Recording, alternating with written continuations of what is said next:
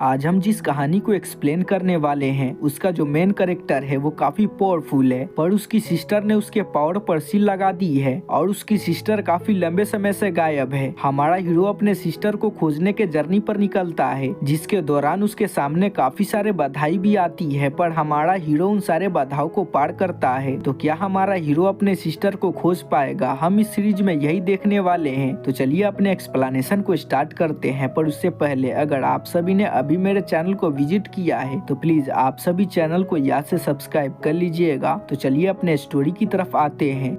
Series की starting में हमें एक लड़की को दिखाया जाता है जो कि एक बंदे से फाइट कर रही होती है। वो बंदा काफी पावरफुल था। उस लड़की को उससे फाइट करने में दिक्कत हो रही होती है। थोड़ी ही देर में वो बंदा उसको बुरी तरीके से घायल कर देता है। वो लड़की मरने से पहले अपने ब्रदर से माफी मांगती है और ये सीन यहीं पे कट हो चुका था। जिसके बाद हमें इस वर्ल्ड के बारे में बताया जाता है। बहुत समय पहले काफी सारे एस्ट्रॉइड आकर इस दुनिया पर गिरे थे, जिसकी वजह से यहाँ पर मौजूद बंदों को मैजिकल पावर मिल चुकी है। अगले सीन में हमें हमारे हीरो जिसका नाम आयाटो है उसको दिखाया जाता है, जो कि अपने स्कूल जा रहा था। तभी एक हैंकी उड़ते हुए आती है। आयाटो उस हैंकी को पकड़ लेता है और अपना दिल दरिया करके उसको वापस करने के लिए चला जाता है, पर वो गलत टाइम पर हैंकी को वापस करने के लिए गया था, क्योंकि हमें वहाँ पर एक लड़की को दिखाया जाता है जो कि नेकेड होती है। वो भी आयाटो को देखकर काफी हैरान हो जाती है और चिल्लाने लगती है। वो कहती है कि जल्दी से अपना नजर घुमाओ। आयाटो भी अपने नजर को घुमा लेता है। वो जल्दी से अपने कपड़े को पहन लेती है और आयाटो से पूछती है कि आखिर तुम यहाँ पर क्या कर रहे हो। आयाटो बताता है कि मैं तुम्हारे हैंकी को वापस करने के लिए आया था। वो उसे तो पहले थैंक्स बोलती है, पर दोबारा से उस पर अटैक कर देती है। अब इस अटैक की वजह से पूरा बिल्डिंग ब्लास्ट हो चुका था और वो दोनों नीचे आ चुके थे। आयाटो कहता है कि आखिर तुमने मुझ पर अटैक क्यों किया, क्योंकि मैं तो तुम्हारे हैंकी को वापस करने के लिए गया था। वो कहती है कि कमीने कहीं के चुप हो जा, क्या तुम्हें पता नहीं है आखिर तुमने क्या किया है। और इसके बाद वो आयाटो को फाइट के लिए चैलेंज कर देती है, पर आयाटो को फाइट के बारे में कुछ भी पता नहीं था। जूली इसके बारे में उसे बताने लगती है और बताती है कि इस फाइट में जो भी बंदा पहले अपने अपोनेंट के बैच को डिस्ट्रॉय कर देगा वही जीत जाएगा। वो कहता है कि पर मेरे पास में तो स्वॉर्ड भी नहीं है। तभी भीड़ से एक भला मानुस अपने स्वॉर्ड को उसे दे देता है, जिसकी वजह से ना चाहते हुए भी आयाटो को जूलिया के साथ में फाइट करनी पड़ती है। फाइट स्टार्ट होते ही जूलिया एक बहुत ही पावरफुल अटैक का यूज करके आयाटो पर अटैक कर देती है, पर आयाटो उसके सारे अटैक को रोक रहा था।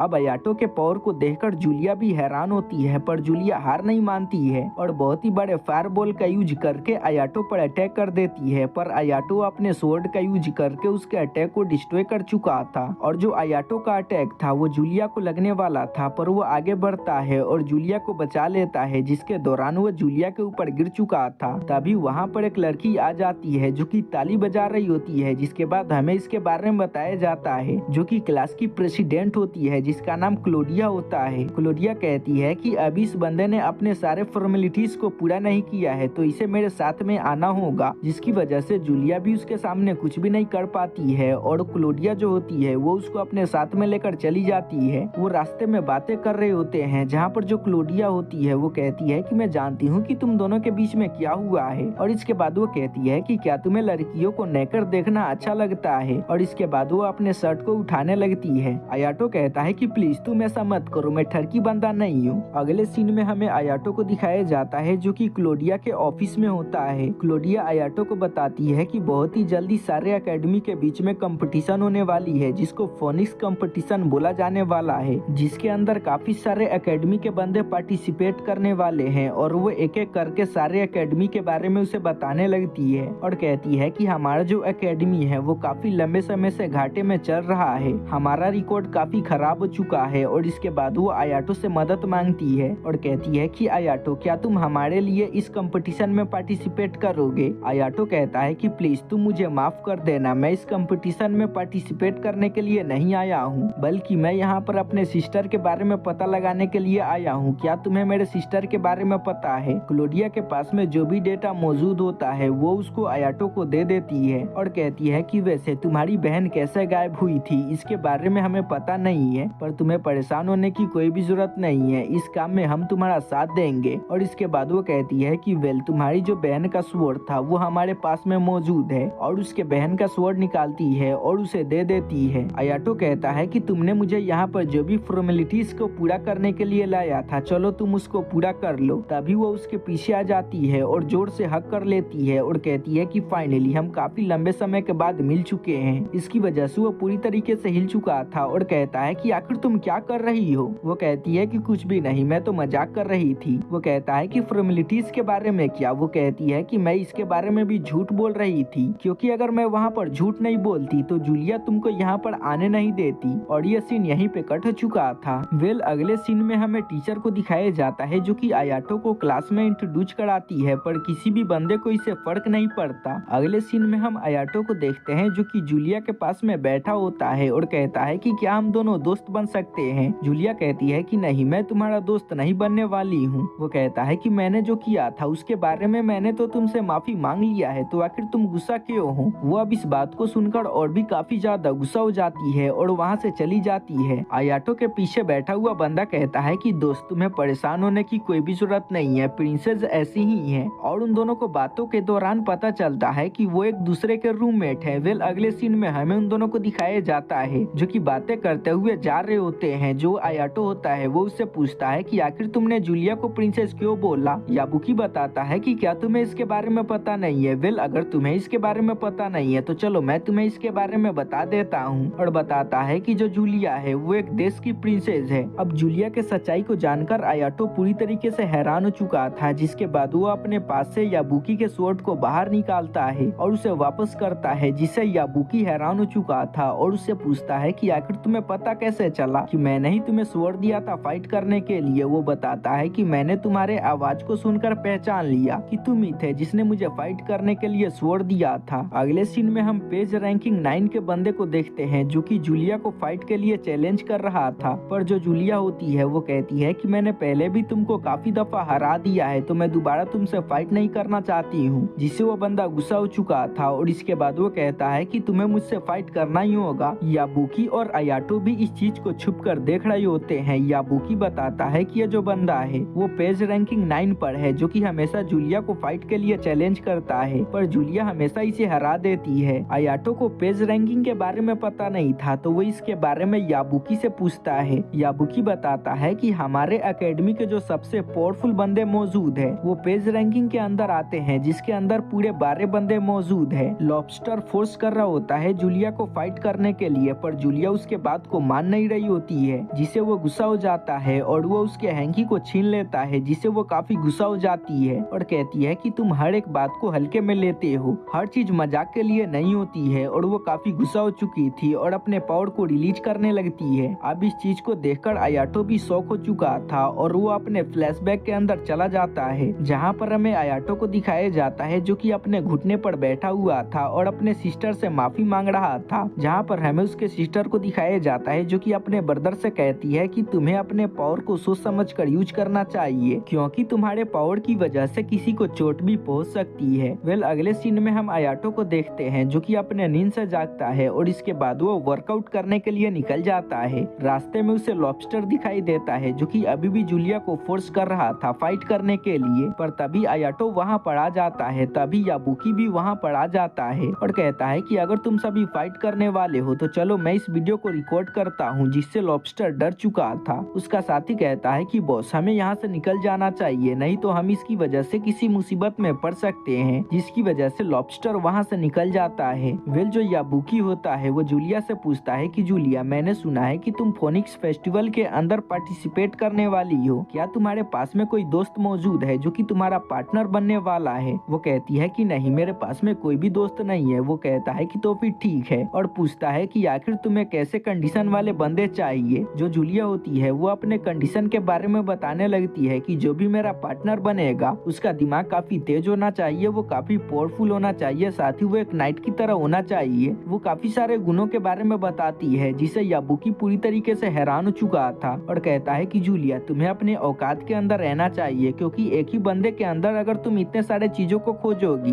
तो कभी भी तुम्हें ये सारी चीजें नहीं मिलेगी। पर तभी याबुकी को कुछ याद आ जाता है, इसीलिए वो वहाँ से निकल जाता है। जिसके बाद आयाटो और जूलिया एक साथ में बातें करने लगते हैं। वेल अगले सीन में आयाटो क्लासरूम के अंदर आता है और वो जूलिया को हाय बोलता है। जूलिया भी उसको रिस्पॉन्स देती है, जिससे क्लास के पूरे बंदे हैरान हो चुके थे। तभी आयाटो की नजर अपने बगल में जाती है और वो अपने बगल वाली लड़की को देखकर हैरान हो चुका था और कहता है कि साया, क्या ये तुम हो? साया देखती है तो उसे पता चलता है कि ये तो आयाटो है। आयाटो कहता है कि तुम लंबे समय पहले स्कूल से ट्रांसफर हो चुकी थी और इसके बाद वो पूछता है कि क्या तुम्हारे फादर ठीक है? वो बताती है कि हाँ, मेरे फादर ठीक है। वेल अगले सीन में हमें आयाटो को दिखाया जाता है, जो कि जूलिया से कहता है कि जूलिया, तुमने मुझसे प्रॉमिस किया था कि तुम मेरे बात को मानोगी, तो तुम मेरे बात को मानो और मुझे सारे शहर को घुमाओ। जूलिया भी उसके बात को मान जाती है, जिससे साया गुस्सा हो चुकी थी और कहती है कि आयाटो मेरा दोस्त है, तो मैं अपने दोस्त को खुद ही से घुमा लूंगी। और वो दोनों इस चीज को लेकर फाइट करने लगती हैं। तभी क्लोडिया भी वहाँ पर धमक पड़ती है और कहती है कि लगता है कि तुम दोनों किसी चीज को लेकर फाइट कर रही हो, और कहती है कि वेल अगर तुम दोनों बिजी हो तो क्यों ना मैं आयाटो को अपने साथ में ले जाऊं घुमाने के लिए। अब इसको अपने सामने देखकर वो दोनों भी काफी गुस्सा होने लगती हैं। क्लोडिया कहती है कि तुम्हें परेशान होने की कोई भी जरूरत नहीं है, मैं किसी काम की वजह से यहाँ पर आई हूँ। और वो अपने पास से किसी डॉक्यूमेंट को निकालती है और वो आयाटो से कहती है कि तुम इस पर साइन कर दो, और कहती है कि बहुत ही जल्दी तुम मेरे ऑफिस के अंदर आना, क्योंकि मैं तुम्हारे लिए एक स्वॉर्ड को प्रिपेयर कर रही हूँ। वो भी उसके बात को मान चुका था। जिसके बाद क्लोडिया वहाँ से निकल जाती है। साया और जूलिया तो अभी भी इस चीज को लेकर फाइट कर रही होती है कि आखिर आयाटो को कौन घुमाएगा। आयाटो के पास में और कोई भी रास्ता बचा हुआ नहीं था, इसलिए वो उन दोनों से कहता है कि तुम दोनों मेरे साथ में आ सकती हो। जिस पर वो तीनों घूमने के लिए निकल जाती है। वो तीनों साथ में घूम रही होती है, पर जो आयाटो होता है वो उन दोनों को छोड़कर कोल्ड ड्रिंक के लिए चला जाता है। साया जूलिया से कहती है कि तुम तो आयाटो से फाइट कर चुकी हो, तो आखिर आउटकम क्या रहा? जिससे जूलिया गुस्सा हो जाती है और कहती है कि तुम्हें क्या लगता है आयाटो मुझे हरा सकता है? जिससे वो गुस्सा हो जाती है और कहती है कि तुम मेरे इक्वल लेवल पर हो, और मेरे इक्वल लेवल पर होने के बाद भी आयाटो को हरा पाना नेक्स्ट टू इम्पॉसिबल है, क्योंकि तुम आयाटो को जितना कमजोर समझती हो वो उतना कमजोर है नहीं, क्योंकि वो काफी पावरफुल है। जिस पर वो काफी गुस्सा हो जाती है और कहती है कि चलो फाइट करके देख लेते हैं कि आखिर हम दोनों में से पावरफुल कौन है। वो दोनों फाइट करने के लिए रेडी हो जाती है, पर तभी उन पर अटैक हो जाता है। पर वो दोनों उस अटैक से बच चुकी होती है। जिसके बाद जो साया होती है वो अपने पास से एक एडवांस गन को निकालती है और उसका यूज करके उन बंदों पर अटैक कर देती है और उन्हें मार देती है। जिसके बाद वो जूलिया से कहती है कि जूलिया, क्या हम अपने फाइट को कंटिन्यू करें? जूलिया तो उसके पावर को देखकर हैरान हो चुकी होती है और कहती है कि बहन मुझे माफ कर दे, मुझसे गलती हो गई है। वेल अगले सीन में हमें क्लोडिया को दिखाया जाता है, जिसके साथ में आयाटो था और वो दोनों बातें कर रहे होते हैं। क्लोडिया कहती है कि छानबीन के दौरान मुझे पता चला है कि फोनिक्स कंपटीशन के अंदर पार्टिसिपेट करने की वजह से जूलिया की जान खतरे में पड़ चुकी है। और इसके बाद वो उसको अपने साथ में लेकर एक रूम के अंदर आती है, जहाँ पर पहले से ही लॉबस्टर मौजूद होता है। लॉबस्टर अपने सामने आयाटो को देखकर हैरान हो चुका था और पूछता है कि आखिर आयाटो यहाँ पर क्या कर रहा है। क्लोडिया बताती है कि इसने भी पार्टिसिपेट किया था स्वॉर्ड को पाने के लिए, जिसे वो काफी गुस्सा होने लगता है। पर वो कहता है कि किसी भी हालत में मैं इस स्वॉर्ड को तो पाकर ही रहूंगा। क्लोडिया इस स्वॉर्ड के बारे में उन्हें बताती है और कहती है कि तुम इस स्वॉर्ड को जाकर उठाने की कोशिश करना। अगर ये स्वॉर्ड तुम्हें अपना मालिक चुन लेता है तो तुम इस स्वॉर्ड को ले सकते हो, अन्यथा तुम इस स्वॉर्ड को नहीं ले पाओगे। जो लॉबस्टर होता है वो आगे बढ़ता है और इसके बाद वो स्वॉर्ड को उठाने की कोशिश करता है, पर वो इस स्वॉर्ड को उठाने के लिए वर्दी नहीं था, जिसकी वजह से वो इस स्वॉर्ड को नहीं उठा पाता। पर वो इस बात को मानने के लिए तैयार नहीं होता है और वो लगातार कोशिश करने लगता है, जिससे स्वॉर्ड गुस्सा हो चुका था और उसके पॉइंट को माइनस में कर देता है। और इसके बाद वो आयाटो पर अटैक करने लगता है, पर आयाटो बहुत ही जल्दी उस पर काबू पा लेता है और हमें पता चलता है कि उस स्वॉर्ड ने आयाटो को अपना मास्टर चुन लिया था। वेल अगले सीन में हमें आयाटो को दिखाया जाता है, जो कि क्लोडिया से मिलने के लिए उसके घर पर आया होता है, क्योंकि क्लोडिया ने ही उसे बुलाया था। वेल जैसे ही वो उसके घर के अंदर जाता है तो वो अपने सामने के सीन को देखकर हैरान हो चुका था, क्योंकि जो क्लोडिया होती है वो नहा रही होती है। अब क्लोडिया को इस रूप में देखकर वो काफी ज्यादा हैरान हो चुका था। क्लोडिया उसको अंदर बुलाती है और बैठने के लिए बोल देती है। वो भी बैठ चुका था। वो पूछता है कि आखिर तुमने मुझे यहाँ पर क्यों बुलाया है। क्लोडिया आयाटो को एक लिस्ट दिखाती है और बताती है कि ये सारे बंदे फोनिक्स कंपटीशन के अंदर पार्टिसिपेट करने वाले हैं और इन्हीं पर अटैक हो रहा है। तब वो याद करने लगता है कि कैसे जूलिया पर अटैक हुआ था और उसने बचाया था। वो पूछता है कि आखिर तुम कहना क्या चाहती हो। वो अपने पास से एक और लिस्ट को निकालती है और उसे दिखाती है और कहती है कि मुझे लगता है कि इन्हीं बंदों ने क्लोडिया पर अटैक किया था। अब इस बात को सुनकर वो हैरान हो चुका था और कहता है कि वेल, तुमने यहाँ पर मुझे बुलाया है, जरूर कोई काम होगा, जल्दी से बताओ आखिर तुमने मुझे यहाँ पर क्यों बुलाया है। वो कहती है कि वेल, मैं तुमसे काम कराना चाहती हूँ और कहती है कि मैं चाहती हूँ कि तुम जूलिया को प्रोटेक्ट करो, तुम उसके आसपास में रहो कि जब भी उस पर अटैक हो तुम उसे बचा लो। वो कहता है कि इसमें मेरा क्या फायदा है। वो अपने पास में उसे बुलाती है और अपने अरमानों से उसे सटा लेती है और कहती है कि आज की रात तुम जो भी चाहो मेरे साथ में कर सकते हो, जिसे वो पूरी तरीके से हिल चुका था और कहता है कि प्लीज तुम मुझे माफ कर दो, मुझे बख्श दो, मुझे यहाँ से जाने दो। अब क्लोडिया तो उसके मासूमियत को देखकर पूरी तरीके से हैरान हो चुकी होती है और हंसने लगती है। वेल, अगले सीन में हम जूलिया को देखते हैं जो कि आयाटो का इंतजार कर रही होती है। तभी आयाटो भी वहाँ पर आ चुका था, जो कि जूलिया को इस कपड़ों में देखकर काफी खुश हो चुका था, क्योंकि जूलिया इस कपड़ों में काफी खूबसूरत लग रही होती है। आयाटो उसकी तारीफ करता है और कहता है कि तुम इन कपड़ों में काफी खूबसूरत लग रही हो। जूलिया बताती है कि ये जो कपड़े हैं वो मेरे किंगडम के नेचुरल कपड़े हैं। वेल, अगले सीन में हमें उन दोनों को दिखाया जाता है जो कि रेस्टोरेंट के अंदर आए होते हैं और अपने मील को एंजॉय कर रहे होते हैं। जो आयाटो होता है वो जूलिया से कहता है कि तुम्हें निशाना बनाया जा रहा है, तो अगर तुम मुझे परमिशन देती हो तो मैं तुम्हारे साथ में रह सकता हूँ तुम्हें प्रोटेक्ट करने के लिए। पर जो जूलिया होती है वो मना कर देती है और कहती है कि मैं कोई कावड़ नहीं हूँ जो कि किसी बंदे की मदद ले अपने प्रोटेक्शन के लिए, और कहती है कि थैंक्स मेरा इतना ज्यादा परवाह करने के लिए। पर तभी वहाँ पर उनका दुश्मन यानी कि लॉबस्टर आ चुका था, जो कि दोबारा से जूलिया को फाइट के लिए चैलेंज करने लगता है। पर जूलिया दोबारा से उसके बात को इग्नोर कर देती है और कहती है कि लॉबस्टर तुम यहाँ से लौट जाओ, नहीं तो मैं तुम्हारा सीख कबाब बनाकर खा जाऊंगी। तभी आयाटो खड़ा हो जाता है और इसके बाद वो उनको धमकी देने लगता है जिससे वो डर चुका था। उसका जो साथी होता है वो भी कहता है कि बॉस हमें चुपचाप से यहाँ से निकल जाना चाहिए। वो बंदा भी उसके बात को मान चुका था और वहाँ से निकल जाता है। अब अपने साइड को लेते हुए देखकर जूलिया भी आयाटो से इम्प्रेस हो जाती है। वेल, अगले सीन में हमें उन दोनों को दिखाया जाता है जो कि बातें करते हुए अपने स्कूल की तरफ जा रहे होते हैं। तभी उन्हें अपने रास्ते में दो गैंग के बंदे दिखाई देते हैं जो कि किसी बात की वजह से एक दूसरे से फाइट करने वाले थे। अब उन दोनों के आते के साथ ही वो दोनों फाइट करना स्टार्ट कर देते हैं और उन सभी के बीच में काफी खतरनाक फाइट होने लगती है। पर हमें जूलिया और आयाटो को दिखाया जाता है जो कि पूरी सीनरी को देखकर समझ जाते हैं कि ये एक ट्रैप है। असल में ये सारे बंदे हमें उलझाकर हम पर अटैक करना चाहते हैं। आयाटो कहता है कि जूलिया तुम्हें सावधान रहने की जरूरत है। तभी एक बंदा अपने एरो का यूज करके जूलिया पर अटैक करता है, पर जूलिया उस अटैक से बच चुकी थी और आगे बढ़ती है और उन सभी को धो देती है और एक बंदे को बाल से पकड़कर उठा लेती है और पूछती है कि मुच्छर कहीं के, मुझे बता आखिर तुम्हें यहाँ पर किसने भेजा है हम पर अटैक करने के लिए। वो बंदा भी उनसे काफी डर चुका था और इसके बाद वो बताता है कि हमको जिसने भेजा था उसने हुडी को पहना हुआ था और अपने सर को ढका हुआ था। तभी उसको वो बंदा दिखाई दे जाता है, जिसके बाद वो कहता है कि वो रहा वही बंदा ने हमको यहाँ पर भेजा था तुम पर अटैक करने के लिए। वो दोनों भी उस बंदे को देख लेते हैं और उसका पीछा करना स्टार्ट कर देते हैं और वो उसका पीछा करते करते काफी अंदर तक जा चुके थे। पर वो बंदे काफी तेजी से भाग रहे होते हैं। जो आयाटो था वो उनका पीछा करते करते काफी दूर तक जा चुका था। वो बंदे आयाटो पर अटैक करने लगते हैं। आयाटो उनके सारे अटैक को रोक रहा था, पर इस दौरान वो थोड़ा सा जख्मी भी हो चुका था और उसके शर्ट भी फट चुके थे। तभी जूलिया भी वहाँ पर आ जाती है और वो आयाटो के पागलपन पर उस पर गुस्सा करने लगती है और कहती है कि क्या तुम्हें पता है इसकी वजह से तुम्हारे जान को खतरा भी हो सकता था, और कहती है कि आइंदा से तुम ऐसा मत करना। और वो उसको अपने साथ में चलने को बोलती है क्योंकि आयाटो का शर्ट फट चुका था और उसको सिलाई आती थी, तो वो कहती है कि मैं तुम्हारे शर्ट को सिल दूंगी। वेल, अगले सीन में हमें दिखाया जाता है कि आयाटो जूलिया के साथ में था और जो जूलिया होती है वो उसके कपड़ों को सिल रही होती है। आयाटो कहता है कि तुम तो एक प्रिंसेस हो, तो क्या तुम्हें सिलाई बुनाई आती है। वो कहती है कि हाँ मुझे सिलाई बुनाई आती है और इसके बाद वो आयाटो को अपने जर्नी के बारे में बताती है और कहती है कि मैं अपने बचपन में काफी ज्यादा नटखट हुआ करती थी, तो मैं हमेशा अपने घर से भाग जाया करती थी। ऐसे ही एक दिन मैं अपने घर से भाग गई। कुछ बुरे बंदे मुझ पर अटैक करने वाले थे, पर वहाँ पर कुछ बच्चे आए गए जिन्होंने मुझे बचा लिया, जो कि एक ऑर्फन हाउस के बच्चे थे। जिसके बाद मैं उन सभी के साथ में चली गई और उन सभी के साथ में मिलकर रहने लगी। और बताती है कि वो जो ऑर्फन हाउस है उसको असल में मेरे मदर ने बनाया था, और बताती है कि वहाँ पर जो भी बंदे थे वो असल में मेरे फैमिली मेंबर्स बन चुके हैं। और कहती है कि ये जो हैंकी है उन्होंने मुझे मेरे बर्थडे पर इसको मुझे गिफ्ट किया था।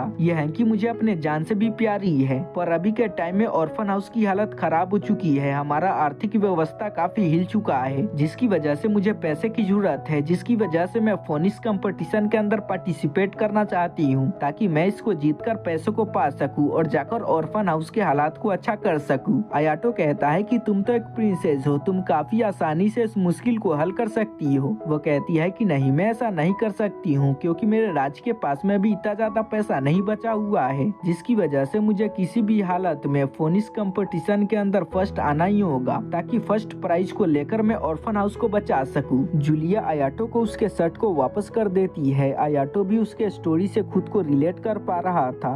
अगले सीन में हमें उन सभी को दिखाया जाता है जो कि क्लासरूम के अंदर होते हैं। जूलिया को कुछ पता चलता है, जिससे वो परेशान हो जाती है। आयाटो इसके बारे में उससे पूछता है, पर वो इसके बारे में उसे नहीं बताती और निकल जाती है। क्लोडिया अगले सीन में आयाटो के पास में आती है और इसके बाद वो कहती है कि मुझे लगता है कि जूलिया को उसके अटैकर के बारे में पता चल चुका है और वो वहाँ पर अकेले गई है। आयाटो कहता है कि उसने तो मुझे इसके बारे में नहीं बताया। क्लोडिया कहती है कि दरअसल वो तुम्हारी परवाह करती है। अब इस बात को सुनकर आयाटो को अपने सिस्टर की याद आने लगती है और वो जूलिया को बचाने के लिए जाने लगता है। क्लोडिया उसके सिस्टर के स्वॉर्ड को निकालती है और आयाटो को दे देती है और कहती है कि तुम इसे लेकर जाओ। आयाटो भी स्वॉर्ड को लेकर वहाँ से निकल जाता है। अगले सीन में हमें जूलिया को दिखाया जाता है, जो कि एक बिल्डिंग के अंदर आ चुकी होती है और वो अपने पावर का यूज करने लगती है और कहती है कि कौन है जिसने मुझे यहाँ पर बुलाया है। तभी क्लोडिया के सामने एक बंदा आ जाता है, जो कि असल में और कोई नहीं, लॉबस्टर का चमचा नॉर्मन होता है,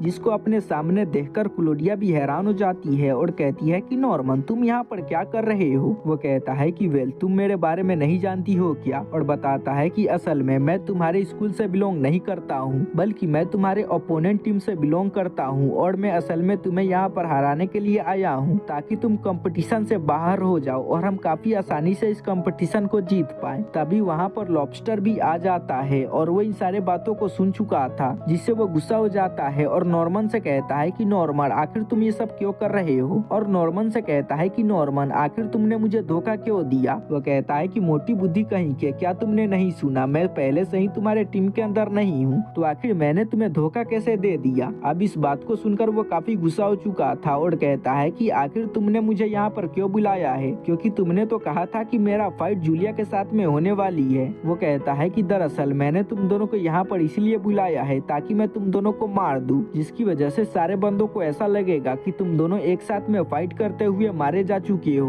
और कोई भी बंदा कभी भी मेरे बारे में पता नहीं लगा पाएगा। अब इस बात से लॉबस्टर काफी गुस्सा हो चुका था और कहता है कि कमीने कहीं के, आखिर तुम्हारी हिम्मत कैसे हुई मेरे अगेंस्ट प्लान बनाने की? और वो तुरंत ही आगे बढ़ जाता है उस पर अटैक करने के लिए। लॉबस्टर अपने कुल्हाड़ी का यूज करके नॉर्मन पर अटैक कर देता है, पर तभी नॉर्मन के सामने उसका एक पपेट आ जाता है, जो कि अपने हाथ से ही उसके अटैक को पकड़ लेता है और इसके बाद वो अपने कपड़े को हटाता है तो हमें पता चलता है कि वो तो असल में एक मशीन है, जो कि उन दोनों को चारों तरफ से घेर लेती है और उन पर गोलीबारी करना स्टार्ट कर देती है, जिसकी वजह से लॉबस्टर की हालत काफी खराब हो चुकी थी। नॉर्मन ने वहाँ पर काफी सारे पपेट को समन कर लिया था। जो जूलिया होती है वो अपने स्वॉर्ड का यूज करके उन सभी को मार रही होती है, तभी एक गोली उसके जांघ पर लग जाती है, जिसकी वजह से उसकी हालत खराब हो जाती है। तभी काफी सारे पपेट उसे पकड़ लेते हैं। नॉर्मन आगे बढ़ता है और कहता है कि छमिया कहीं की, तुम्हें क्या लगता है तुम मेरे सामने रजिस्ट कर सकती हो? नहीं, तुम मेरे सामने रजिस्ट नहीं कर सकती हो। और उसे टॉर्चर करने लगता है और इसके बाद वो उसे जान से मारने वाला था, पर तभी वहाँ पर हमारा हीरो आ जाता है, जो कि जूलिया को बचा लेता है और वो काफी गुस्से में लग रहा था, जिसके बाद वो अपने मैसिव पावर को एक्टिवेट कर लेता है। उसकी पावर इतनी ज्यादा होती है कि वो पलक झपकाते के साथ ही वहाँ पर मौजूद सारे मॉन्स्टर को मार देता है। पर जो नॉर्मन होता है वो और भी काफी सारे पपेट को बाहर निकाल लेता है और उनका यूज करके उस पर अटैक करने लगता है, पर आयाटो उन सभी अटैक से बच रहा होता है और वो इनके पैटर्न को समझ जाता है, जिसके बाद वो धीरे धीरे करके इन सारों को काटने लगता है और इन सभी को काट देता है, जिससे नॉर्मन काफी परेशान हो चुका था, पर वो हार नहीं मानता और अपने सारे रोबोट्स को एक साथ में कंबाइन कर देता है और एक बहुत ही बड़े रोबोट का यूज करके उस पर अटैक कर देता है। पर हमारा हीरो भी काफी पावरफुल था और वो बड़े सारे रोबोट को भी काफी आसानी से काट देता है। नॉर्मन समझ चुका था कि मेरा यहाँ पर बच पाना नामुमकिन है, तो मुझे यहाँ से निकलना होगा और वो एक पपेट पर उड़कर वहाँ से निकलने लगता है। जूलिया अपने पावर का यूज करके आयाटो के पीठ पर एक जेट को बना देती है, जिसके बाद वो नॉर्मन का पीछा करने लगते हैं। काफी दूर चेज करने के बाद आयाटो उस पर अटैक करता है, जिससे उसका बैलेंस बिगड़ जाता है और नीचे गिर जाता है। जूलिया कहती है कि क्या हम इसे ऐसा ही छोड़ देंगे। वो कहता है कि तुम परेशान मत हो, ये सारी चीजें देख ली जाएगी। तभी अचानक से उसे कुछ होने लगती है और काफी सारे चेनें निकलती है जो कि उसे जकड़ लेती है। इसके बाद हमें पास्ट का सीन दिखाया जाता है, जहाँ पर हमें आयाटो के सिस्टर को दिखाया जाता है, जो कि आयाटो से कहती है कि आयाटो तुम्हारी पावर काफी खतरनाक है, तो प्लीज तुम मुझे माफ कर देना, मुझे तुम्हारे पावर पर सील लगाना होगा। और वो उस पर सील लगा देती है। अगले सीन में हमें आयाटो को दिखाया जाता है, जो कि जूलिया के गोद में सो रहा था और वो होश में आ चुका था। जूलिया उससे पूछती है कि आखिर तुम्हें क्या हुआ था, आखिर तुम पर किसने सील लगाया है। आयाटो बताता है कि मेरे ऊपर मेरे सिस्टर ने सील लगाया है, क्योंकि मेरी जो पावर है वो काफी ज्यादा है और मेरे सिस्टर को लगता था मैं किसी को नुकसान पहुंचा दूंगा, इसीलिए उसने मुझ पर सील लगा दिया, जिसकी वजह से मेरी पावर्स ब्लॉक हो चुकी हैं। और वो दोनों ऐसे ही काफी सारी बातें एक दूसरे से करते हैं। अगले सीन में हमें क्लोडिया को दिखाया जाता है, जिसने नॉर्मन को मार दिया था। बगल में ही एक बंदा छुपा हुआ था, जो कि असल में और कोई नहीं बल्कि याबुकी होता है, जो कि कहता है कि आखिर तुमने ये क्या कर दिया, क्या तुम्हें इसके खामियाजा के बारे में पता है। वो कहती है कि मैं इन सारी चीजों को देख लूंगी। और मैं पता चलता है कि जो याबुकी है वो असल में शैडो गैंग का मेंबर है। अगले सीन में हमें दो लड़कियों को दिखाया जाता है, जो कि इन पर नजर रख रही होती है। एक लड़की कहती है कि सिस्टर हमारे जो पपेट है वो तो काफी कमजोर है। वो कहती है कि कोई भी बात नहीं है, बहुत ही जल्दी हम और भी पावरफुल पपेट्स को बना लेंगे। और इसी के साथ में इस एनिमे का एक्सप्लेनेशन यहीं पे खत्म होता है। गाइस, मैं फिर से आप सभी को रिमाइंड करा देना चाहता हूँ कि ये चैनल मेरा ही है, तो आप सभी चैनल को सब्सक्राइब करो और मुझे सपोर्ट दिखाओ। मिलते हैं एक और मजेदार एनिमे के एक्सप्लेनेशन के साथ में।